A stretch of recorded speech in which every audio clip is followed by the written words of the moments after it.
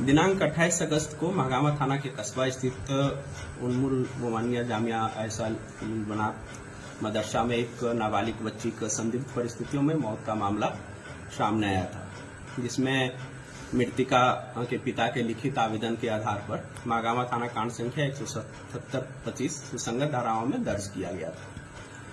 मामले की गंभीरता और संवेदनशीलता को देखते हुए पुलिस अधीक्षक महोदय गुड्डा के द्वारा मेरे नेतृत्व में एक एसआईटी टीम का गठन किया गया था और गठित एसआईटी टीम के द्वारा अनुसंधान के दौरान जितने वैज्ञानिक, तकनीकी और मानवीय सूचना से संबंधित तथ्य आए, उसका गहराई और विस्तृत से विश्लेषण किया गया है और एसआईटी टीम के समक्ष आए तथ्यों के आधार पर अभी तक का जो अनुसंधान प्रगति है वो इस प्रकार है कि मृतका के शव का विधिवत अंत्य परीक्षण करवाया गया था।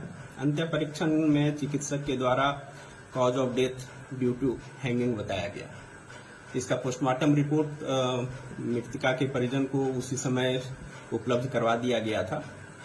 दूसरा है कि घटना स्थल पर जो फोरेंसिक एक्सपर्ट को हम लोग बुलाए थे, उन लोग भी साक्ष्य संकलन का प्रयास किए,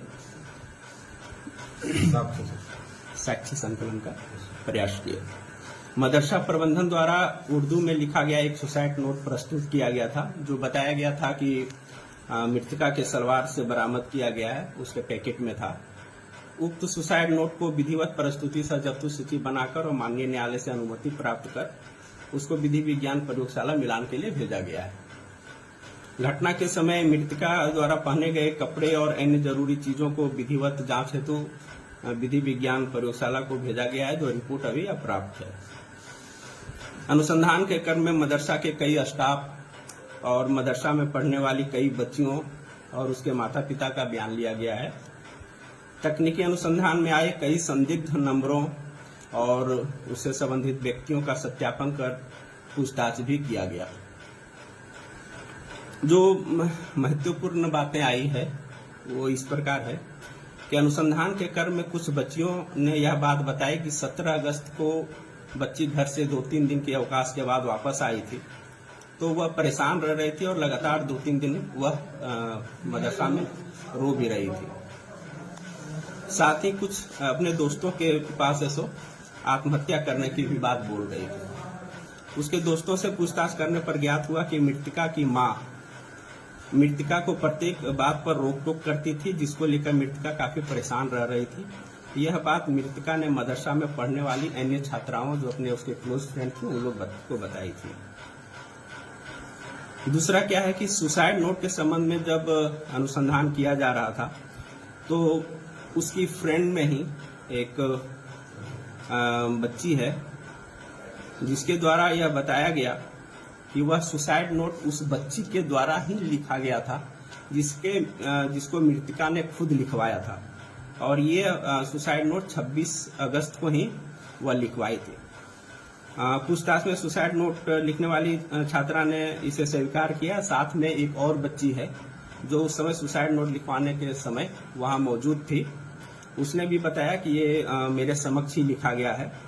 तो इन जो ये छात्राओं का बयान मृतिका के संबंधित है और उसका कहना था कि मृतिका जो यह बोल के सुसाइड नोट लिखवाए कि वो अपने परिजन को इसका देखकर और डराएगी। बाद में वो बताया कि हम फाड़ दिए थे। इन बच्चियों का बयान है सो बाल कल्याण समिति गुड्डा और माननीय न्यायालय में धारा 183 के तहत भी रिकॉर्ड करवाया गया है।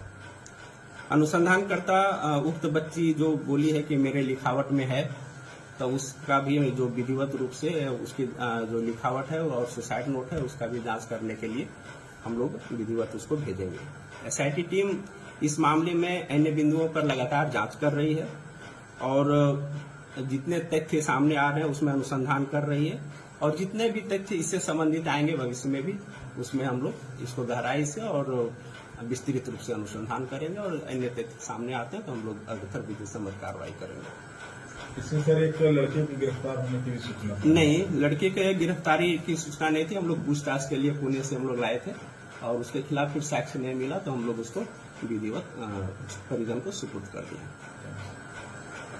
इसमें जितने भी अटकलें लगाई जा रही थी, बहुत सारी बातें, बहुत सारे बिंदुओं पर कि लाश को पहले उतारा गया, उसके बाद वो सुसाइड नोट मैच नहीं करना उनके लिखावट से, उस दिन ये सारी बातें क्यों नहीं आई और इसका अभी तक क्या अनुसंधान है? सारी बातें अनुसंधान अंतर्गत थी और जो जो अनुसंधान अभी हम लोग का इतने दिन के अनुसंधान के बाद जो बातें प्रकाश में आई है तो उस बातों के आधार पे ही आज हम लोग ये सब चीज कर पा रहे हैं। रिपोर्ट